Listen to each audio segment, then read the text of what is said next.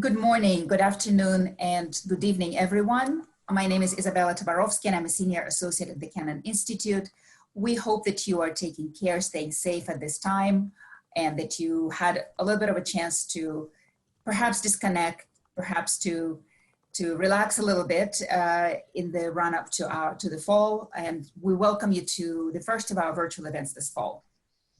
Before we get started, I'd like to remind you to stay up to date with upcoming events and publications on our website, our blogs, the Russia File and Focus Ukraine, as well as our Kennan X and the Russia File podcasts.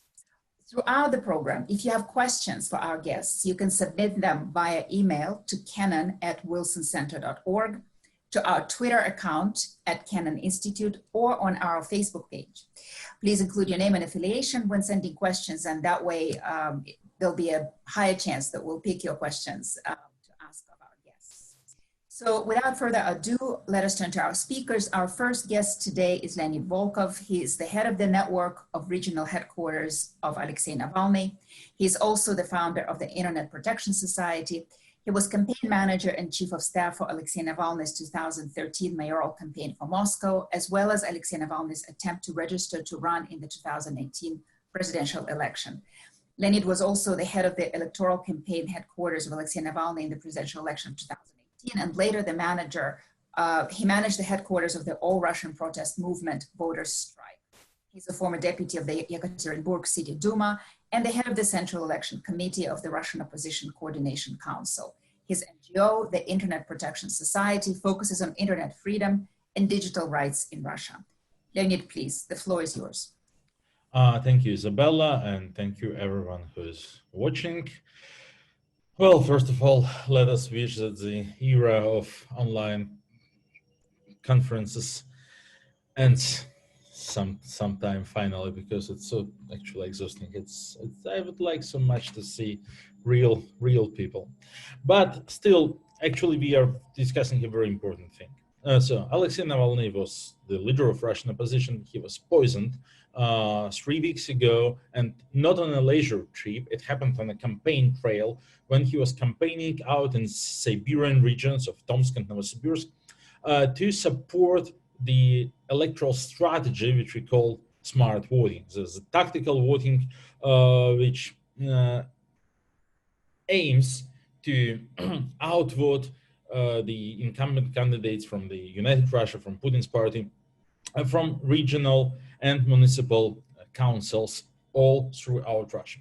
The election day is now very close. It will be the coming Sunday, September 13th, and the smart voting supports 1,171 candidates all over the country. So for any major regional or municipal assembly. And among those candidates are very different people belonging to different political parties. The only thing that they are those whom we believe could oust United Russia people from their seats. We don't consider this to be a coincidence that the assassination of Alexei Navalny, the attempt to kill him, happened when he was in Siberia on this campaign trail. It's quite obvious if we consider this and in the context of the last couple of years of Russian politics.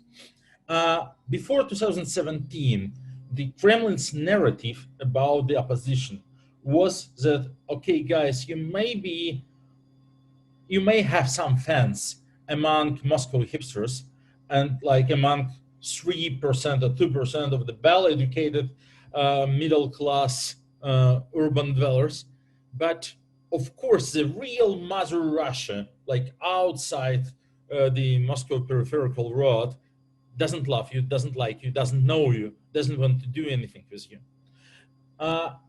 This narrative was, of course, false, but the first real attempt to tackle it happened actually in 2017 when Alexei Navalny announced his future presidential bid and started to rally through the Russian regions, creating regional offices and conducting large rallies all over the country. We went to 62 cities throughout during 2017, if I'm not mistaken, And the largest rallies in terms of turnout, in terms of like percent of population turning out to those cities, happened in Murmansk and Smolensk. So two cities never visible on Russian political map, two cities not very large, and for sure belonging to the, in Kremlin's mind, belonging to the real strongholds of Putin's majority. After the presidential election, where Alexei was never allowed to participate, we managed to maintain at least the core of this network of the regional offices that we've built, 40 out of 80, in every major city, like literally from Kaliningrad to Vladivostok. In every major Russian city, there is now a local Navalny office which supports local activists, participates in local protests, runs anti-corruption investigations as a small branch of the Anti-Corruption Foundation, participates in local elections, support local politicians, and so on. And we actually see that the role that Navalny offices in the regions is crucial in every of the recent protest movements. In Bashkortostan, where they did a huge, they took a huge part of the job protecting Kostau, in Arkhangelsk and Shias, in Ekaterinburg around the church thing, in Khabarovsk with the recent protest. Maybe not always they played the most important, the decisive role, but they always were very active, and they were very active as a consolidation point. Like all regional activists know that if there is a reason for a new protest, if there is a reason for something political, then they can be sure in the capital of their region there is a Navalny office where work brave people who are ready to get ready to help with any local movement, with any local issue, that don't play any undercover games with local politicians, and so on, so on, so on. So this really helped a lot to amplify those local protests, even though when they were not initiated but by our local offices. Of course, this was very, very annoying. And of course, our local offices played a key role in promoting the smart voting strategy, the strategy to defeat United Russia candidates in the local elections. This strategy has been proven to be quite efficient in the last year regional elections of 2019, but this year's regional elections of 2020 were even more important because they are the last midterms before the nationwide election to the State Duma, which gonna happen during 2021. Theoretically in September, rumors say that maybe in March or April, but anyway soon. And the upcoming election of September 13th is a dress rehearsal before the before the nationwide parliamentary election. So Navalny was campaigning to support the smart voting.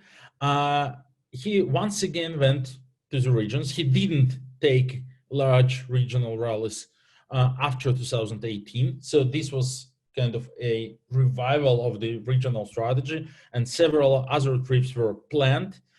And of course, it made Kremlin very angry, because after the last year's success of the smart voting in many regions, not only in Moscow, in Irkutsk, in Yoshkar-Ola, in Penza, and so on, Kremlin decided that it is fed up with Navalny's regional activities. It would really like that Navalny's activities be limited to Moscow only. They took some steps in terms of prosecution, trying to pressing new charges against him so that he would not be able to leave Moscow. And also, of course, and the most important, they took the decision to destroy our regional network. So the infamous Anti-Corruption Foundation case was launched in August last year, a month before regional election, and the It included searches, arrests, freezing of assets, and so on and so on for all our regional staff. Like 250 people were searched, were interrogated, were seized of all their computer equipment, laptops, tablets, whatever, all their bank accounts were frozen. And this was for every single campaign staffer of every our regional office. And this happened actually just 3 days after the regional election. So the election last year was September 9th, and September 12th, they like really organized a huge, probably the largest police operation in Russian recent history, raiding all our 40-something regional offices and hundreds of apartments of our activists and employees and so on and so on. And they failed. And they failed. So a year after our regional network is up and running, we didn't lose, well, we closed a couple of regional offices ourselves, but we were not forced to do it. We are still operating efficiently, preparing the regional campaign. So I think it was a very natural decision for them to take the next step. From the proceedings, from the paperwork of the Anti-Corruption Foundation case, we know that there is a cross-agency working group within the Security Council of Russian Federation under Mr. Patrushev, which includes representatives from the Federal Security Service, from the Investigative Committee, from the Office of the Prosecutor General, Financial Monitoring, and so on, which kind of coordinates the cross-agency efforts to kill and destroy our regional activities, and of course all of our anti-corruption activities in Moscow. So this group planned and organized a huge year-long operation. This operation failed. It became very obvious to them this summer that we are continuing our operations and actually are strong as never before. And they decided to take a next step. And of course, we all understand that this couldn't have been done without some form of approval from President Putin personally. Thanks God, their next step also failed. And so now we are facing the regional elections. And the smart voting is actually facing quite a nice perspective. The outlook is very positive and very optimistic. To name a few numbers, the number of people now registered to participate in the smart voting in several regions, such as Tomsk and Novosibirsk, where, of course, the number of registration especially went up after Navalny was poisoned after his trip to those regions. So the number of registrations in the smart voting system in those regions is now 3 to 4 times higher as it was in Moscow a year ago. And in Moscow, it was nearly enough to strip United Russia of the majority in the Moscow City Council. So, of course, we didn't know what's going to happen in just 4 days. Election is always very unpredictable, especially in Russia. But suddenly, I want to finish with a very optimistic forecast for those regional elections. 12 minutes, as we agreed. Thank you very much, Leonid. So we're going to go next to Ekaterina Shulman, and I'm going to ask her to reflect on how these developments impact on on the political culture, on the political climate in Russia, perhaps from a broader perspective as a political scientist. Let me introduce Ekaterina. She is an associate professor at the Moscow School of Social and Economic Sciences and associate fellow in the Russia and Eurasia program at Chatham House. She is also a senior lecturer at the School of Public Policy of the Russian Presidential Academy of National Economy and Public Administration. She's the author of several books. She's a regular contributor to Vedomosti, the New Times, Republica, Colt.ru, Carnegie.ru, and others. Thank you so much, Ekaterina, for being with us. And as a reminder, if you have questions for our guests, please submit them via email to cannon@wilsoncenter.org, to our Twitter account @Cannon Institute, or on our Facebook page. Please include your name and affiliation when sending your questions. Ekaterina, the floor is yours. Thank you very much. Thank you for the opportunity to speak here and for this lengthy and completely correct introduction. I must only add that given the latest changes that happened in the Vedomosti newspaper, I doubt that I will continue a contributor to it, but all the rest was absolutely correct. In order to answer your question, I think that three aspects of this sad situation which we are discussing, although Leonid has done his best to make it appear not so sad, which is a good thing. But I think that three aspects need to be addressed. We need to understand who was and is Alexei Navalny for the Russian public sphere, for the Russian public politics.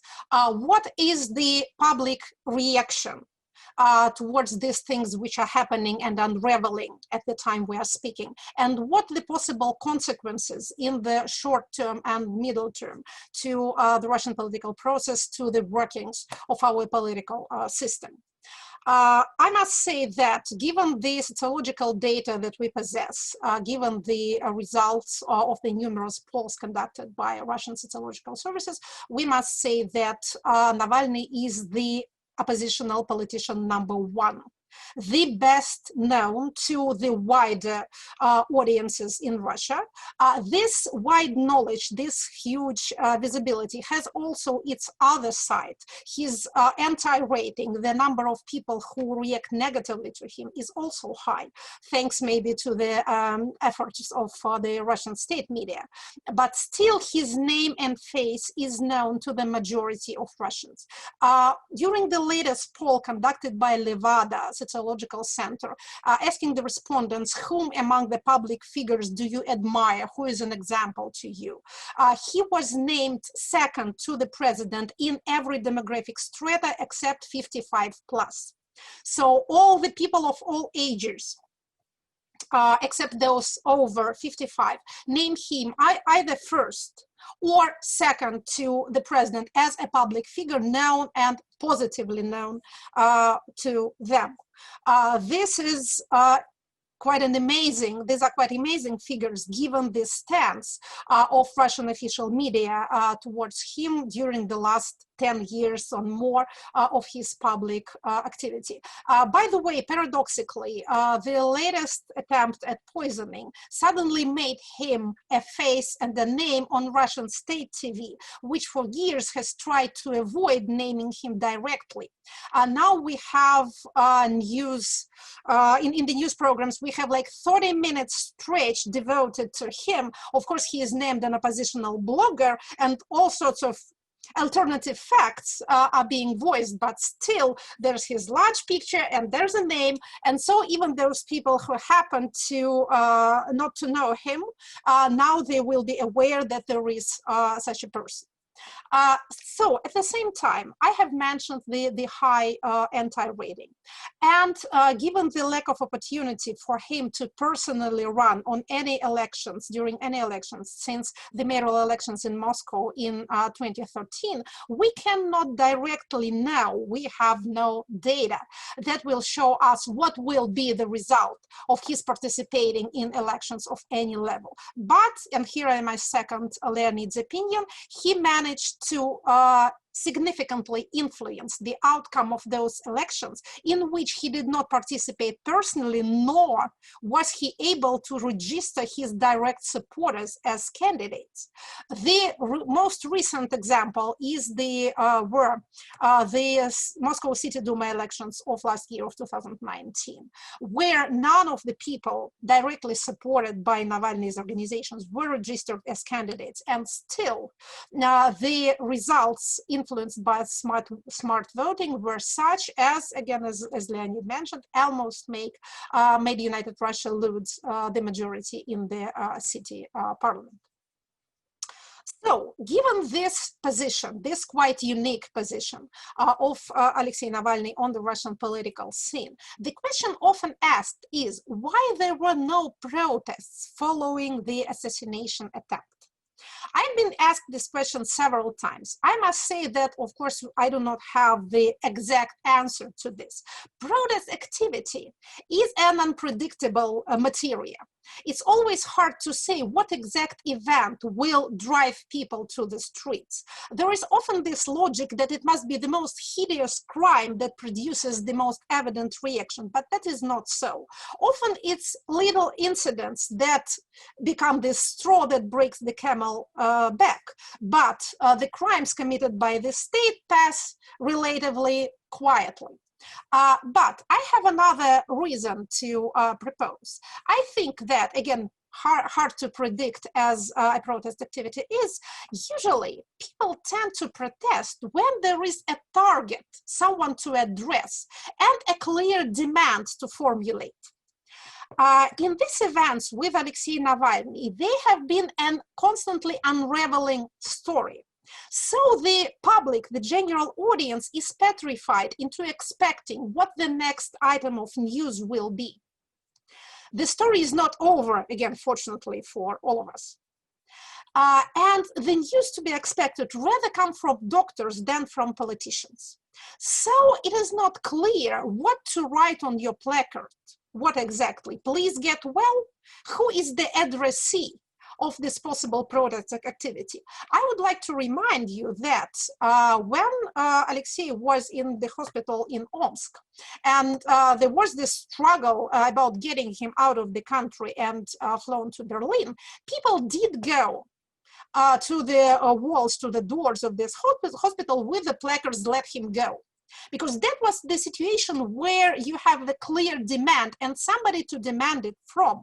This is what drives the protest energy, rather than a kind of thriller plot that we are seeing right now, where it is not quite clear, again, whom to address and what to demand. An evident answer to this would be demand an investigation. But to address Russian authorities with the demand of an investigation can be a diplomatic step, but it can hardly be a viable, a rational demand on the part of the protest crowd. It will sound ridiculous in their own ears.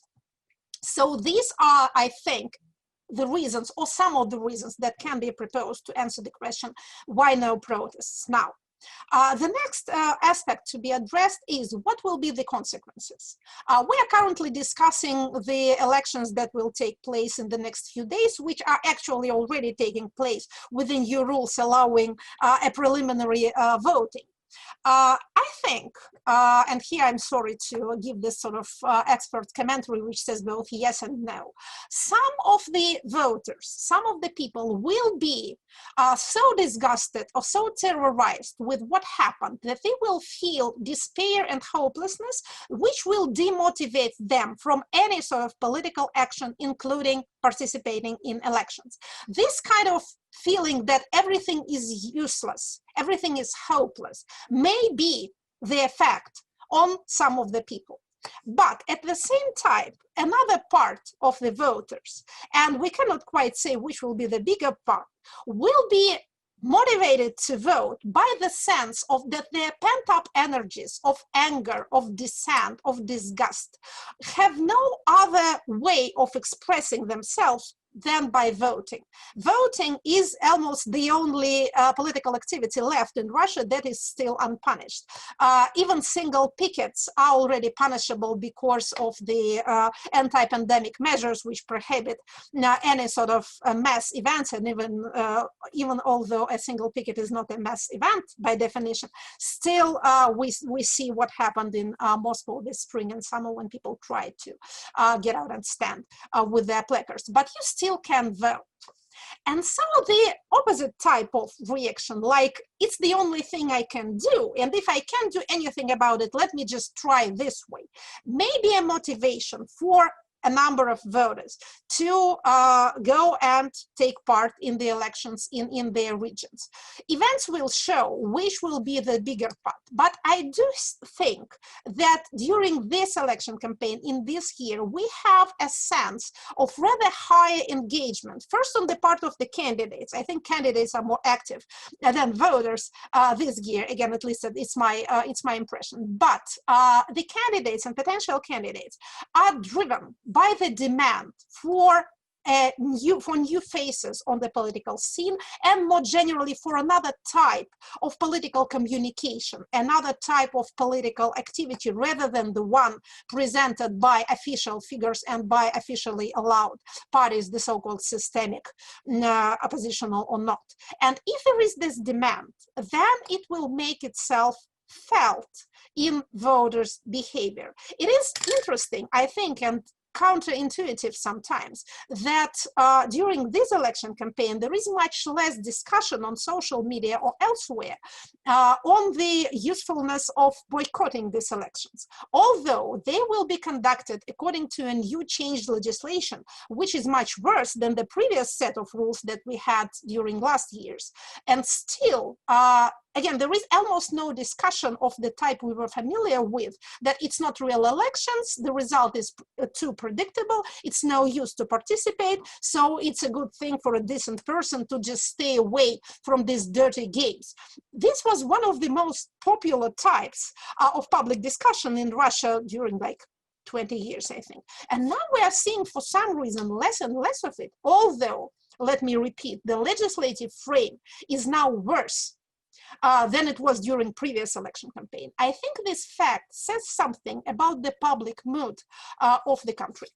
Although, of course, these are, I would say, collateral evidence, and the results of elections of this Sunday, and a point that is often missed, the reaction to these results will show us how people are really ready to behave.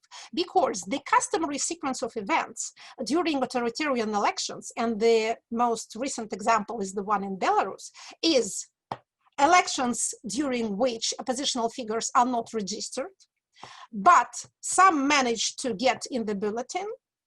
Then protest voting ensues, and then falsifications to smooth or eliminate the results of protest voting, and then protests against the results of the elections, which the people, the society is not ready to accept as real. In this respect, I'm looking particularly towards the northern territories, Arkhangelsk and the region around Arkhangelsk, where no oppositional candidates were allowed to participate in gubernatorial elections. And the state of public opinion that has been trained by more than a year of Shia's protest is very much oppositional. So I will look how the electorate will react to the results that they will see next day after the elections.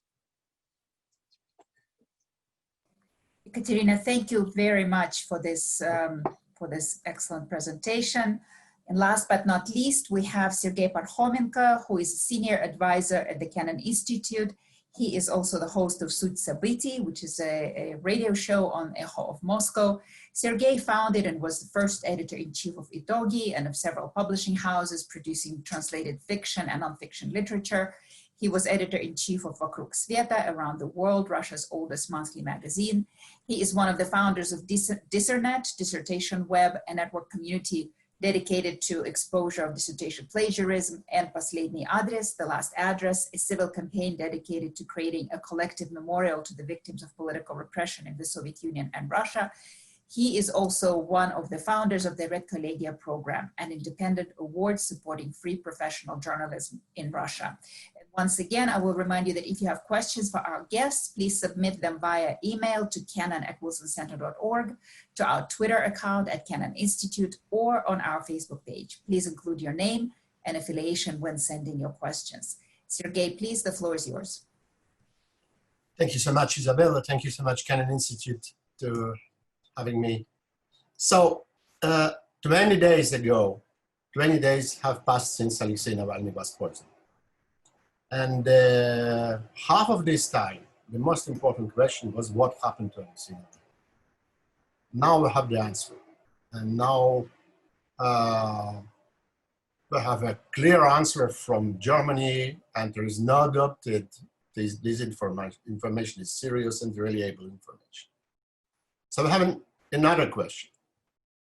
And this question is has a very serious political importance, because the answer to this question could help us to understand how the political situation in Russia will develop, and what will be political customs in Russia, political habits in Russia, how will the development of relations between Russian authorities and Russian society in these new times after the poisoning of Alexei Navalny.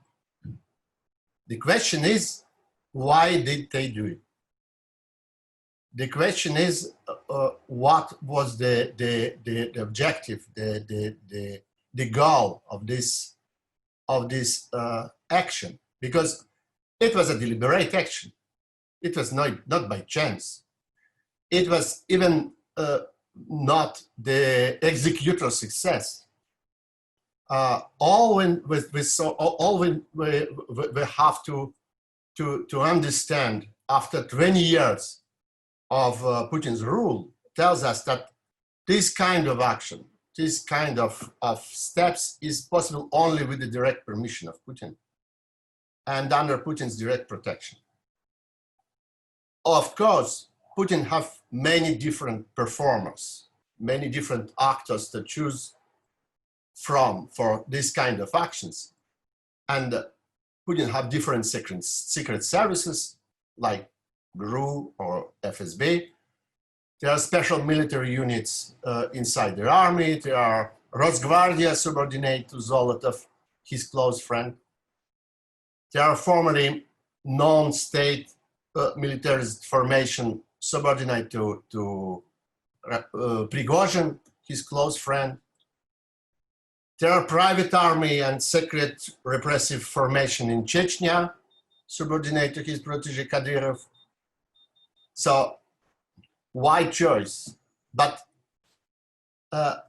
even if some of them are interested to pretending to act on their own without a state control, we know that all this is Putin.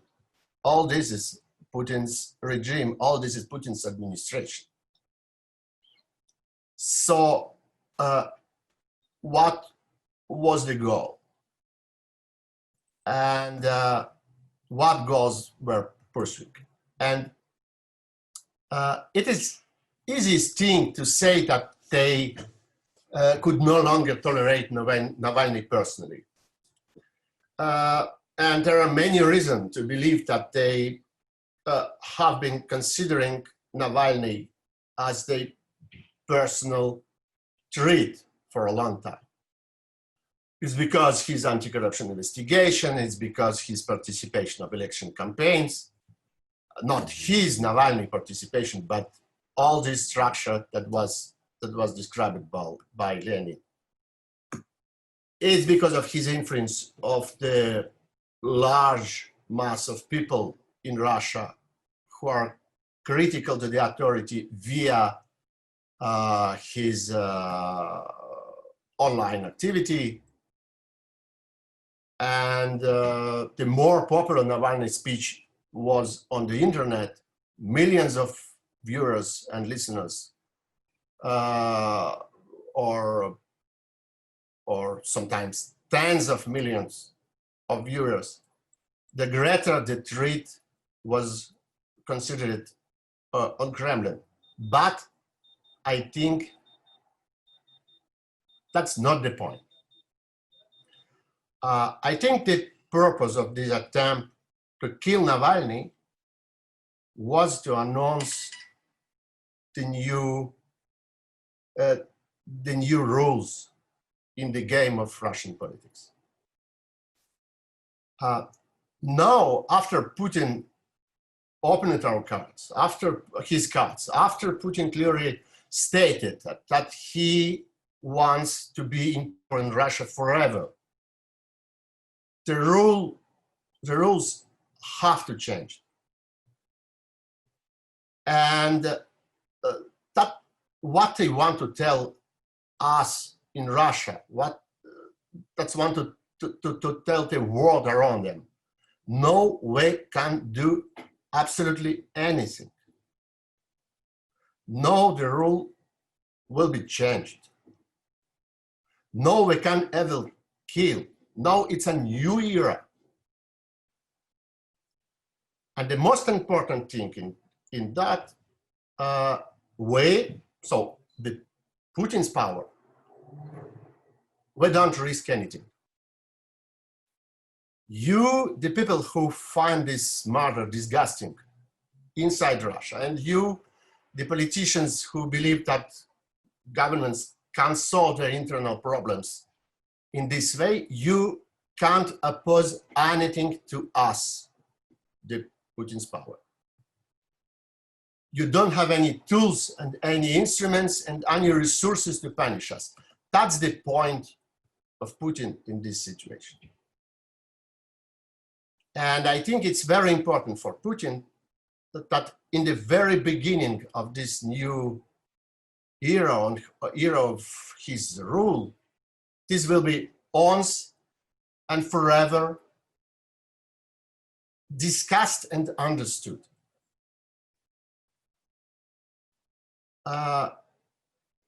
Neither inside Russia nor outside Russia can do nothing after this action.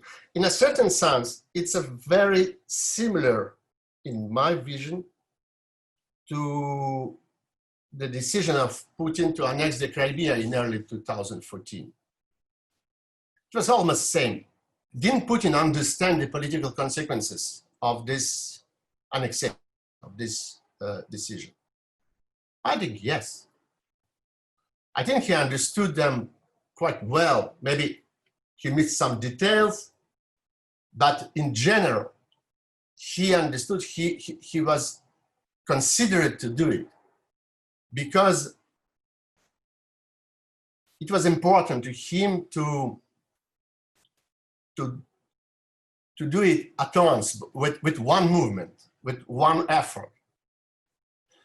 And after this, he had his political catch. He has these political benefits in his hands, and the consequences could be solved after and more after for many years, maybe one day. But the goal is already here. And let the storm pass over our head sooner than later. So I think the new situation will come today, and the new rules of the game will come into force today, immediately, for all the Russia, for all kind of Russian people who try to do something. Even not only the people who try to participate on the election on different levels, but also the civic activists who try to defend human rights, to assure the liberty of speech, to rise some ecologist movements, to start the local protests to defend the urban conditions of life, to defend labor rights, and so on and so on. It's a new rule for everybody in Russia because we can do everything without any reaction of wrong. It's a very important that Katya said some minutes ago. Nothing to ask to this power, nothing to obtain from him. It's my personal question also, why I can't go on the street in Moscow to protest against what?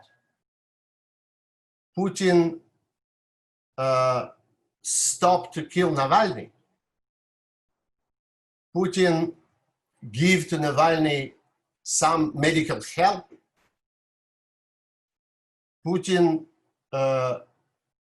stop to use this kind of threats. It's never worked.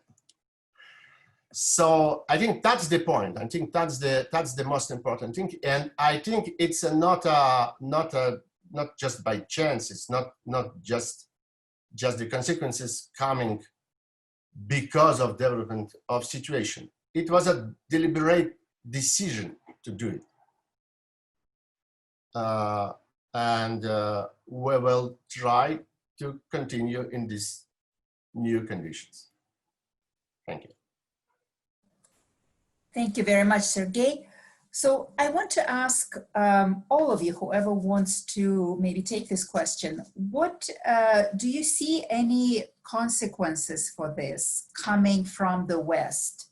I think we've already seen people, I think in fact, Bill Browder talking about sort of a Navalny Act in you know, something akin to the Magnitsky Act. Is there something that the activists would want for the West to do? What are maybe perhaps different constituencies within Russia that would want for the West to take actions, and what kind of actions? Who would like to take this question?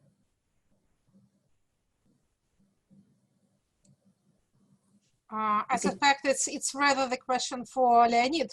What kind of reaction would he like to see? Because being a foreign policy issue, that's not my cup of tea, definitely. But not Leonid, not what not, would you want them to do? Not mine either.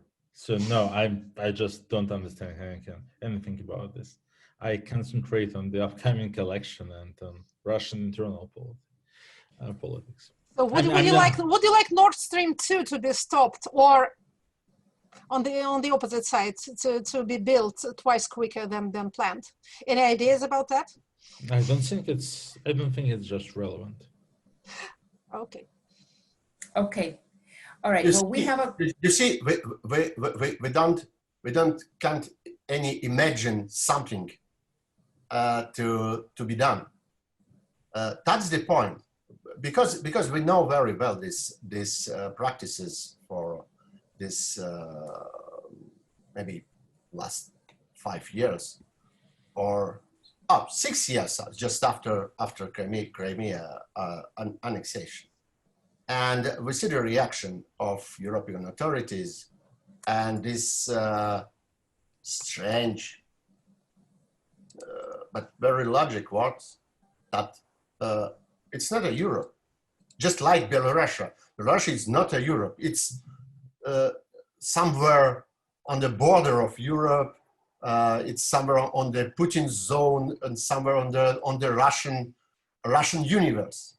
And if even Belarus is in the Russian universe outside Europe, Russia itself is 10 times more outside Europe. So we can't even imagine some decisions or some measures to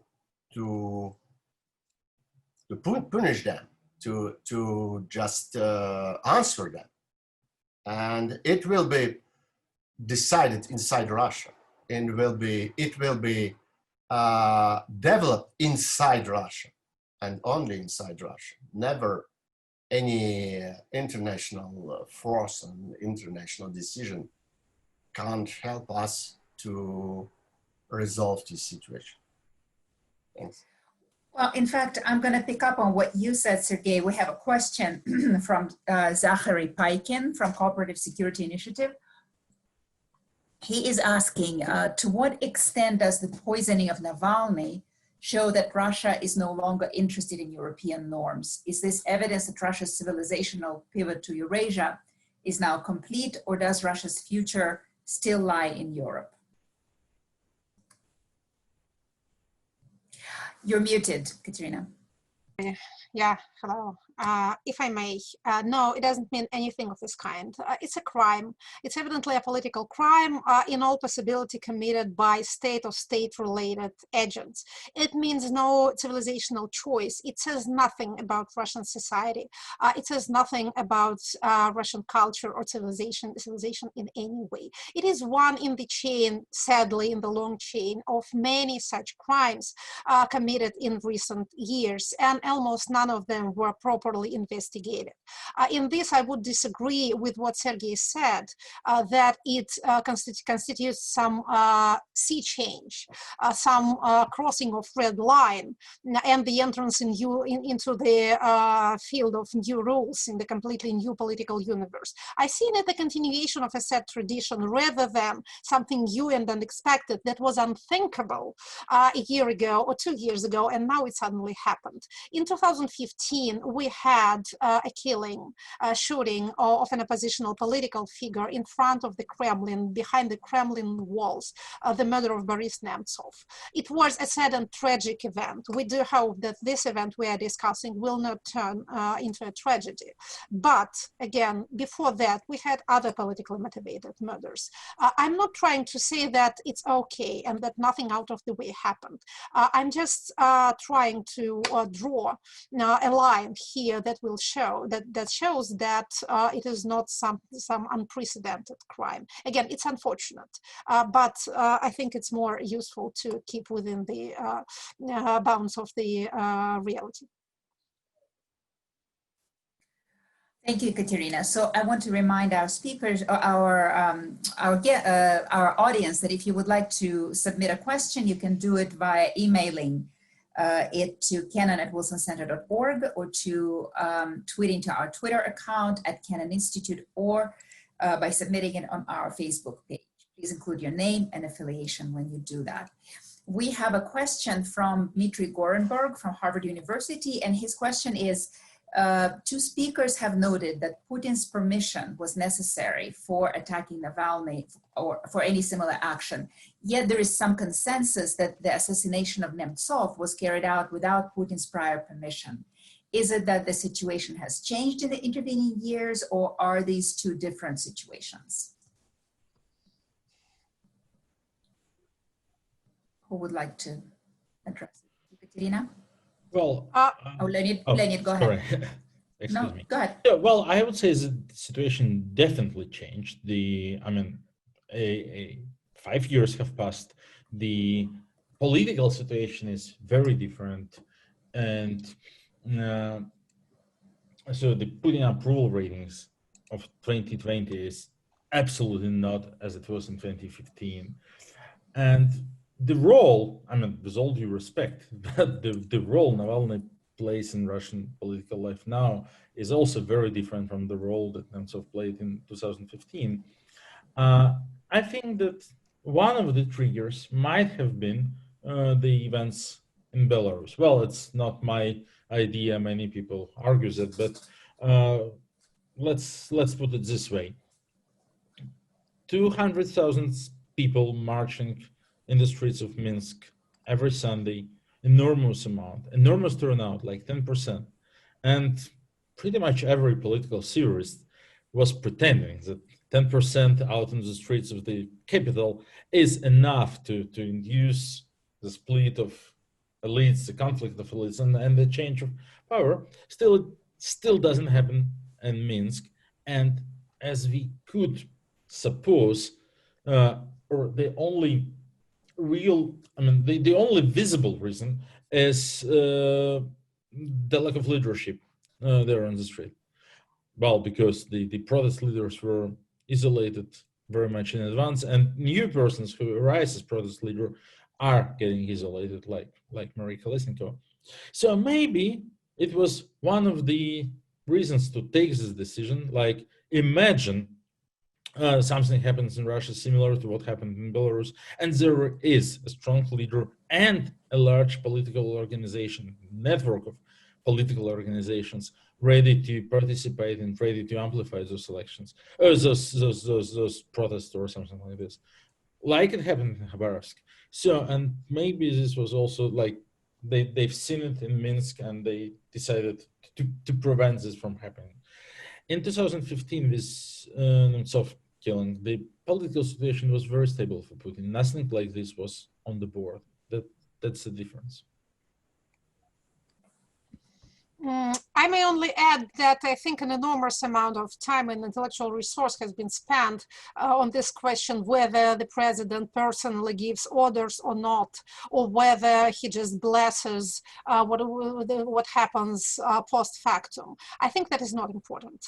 I think Sergey said it's all the state system. It's all one political machine. We will never know in all rational probability, whether the order was personally given or not, oral or written, or was it just a phrase like, it's time to do something about this issue, or whether there is a certain circle of actors who have guarantees of immunity, so they can act when they think that this action will benefit the stability of the political system. And so no orders are necessary.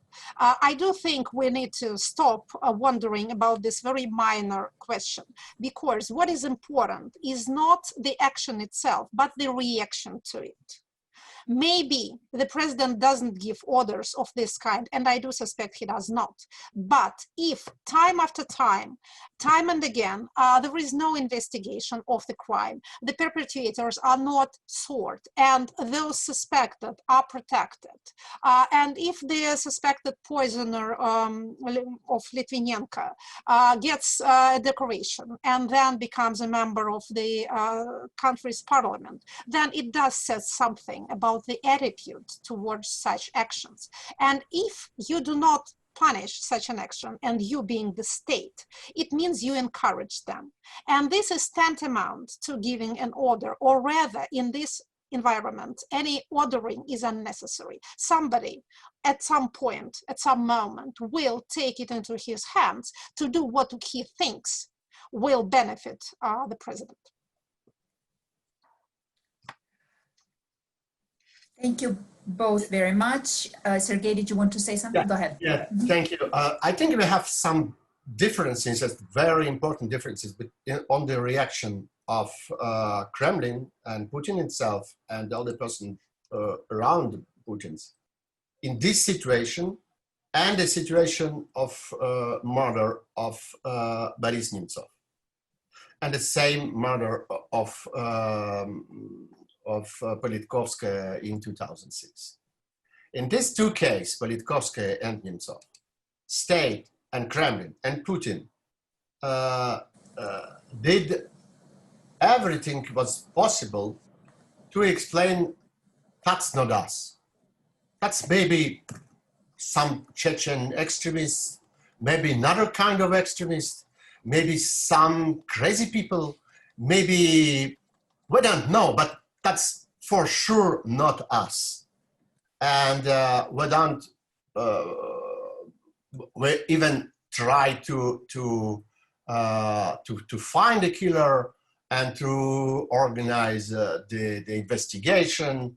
And we see our investigator officers to do it and to do all his efforts. It's not a situation with Navalny case, with Litvinenko case, and another one with Skripal case. It's absolutely another reaction. It's a reaction of no reaction at all. Just one word said by Putin, Navalny got ill, got sick.